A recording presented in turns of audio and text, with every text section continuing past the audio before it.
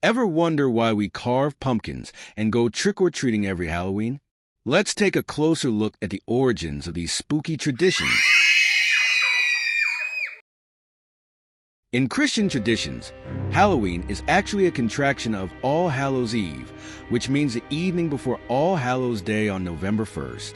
Here is a breakdown of how the word came to be. All Hallows' Day or All Saints' Day is a day to honor all saints and martyrs, known as Hallows, a term for holy or sacred people. This day was established by the Catholic Church and eventually fell on November 1st, following a day of solemn celebration for the deceased. All Hallows' Eve was shortened in English to Halloween, with the apostrophe marking the dropped V in evening. By the 18th and 19th centuries, Halloween became more commonly spelled as Halloween, and the name stuck as the holiday's tradition spread, particularly in America, blending with customs from various cultures, including the Celtic festival of Samhain. Samhain is a traditional Celtic festival that goes back over 2,000 years. This marked the end of the harvest season and the beginning of winter, a time the Celts believed the boundary between the world of the living and the dead grew thin, allowing spirits to cross over.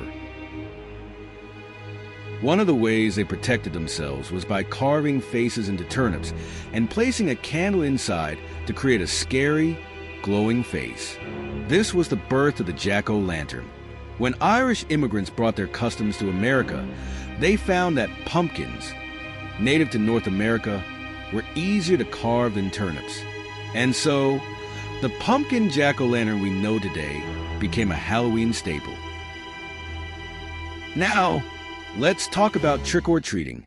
It has roots in medieval Europe, where people celebrated All Souls' Day by going souling. The poor would visit homes and offer prayers for the dead, receiving soul cakes, small pastries, in return.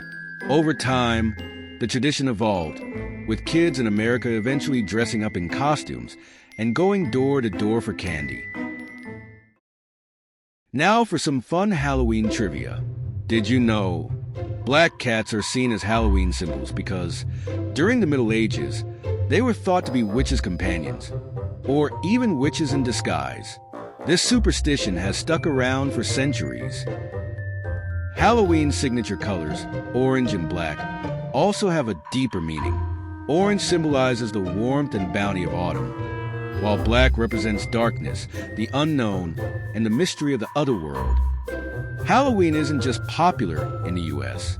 In Mexico, people celebrate Dia de los Muertos, or the Day of the Dead, a multi-day festival honoring loved ones who have passed away, with colorful costumes, skulls, and candlelit altars. So, whether you're carving a pumpkin or going door to door for treats, you're part of a tradition that connects us to ancient history and folklore. Who knew Halloween could be so fascinating?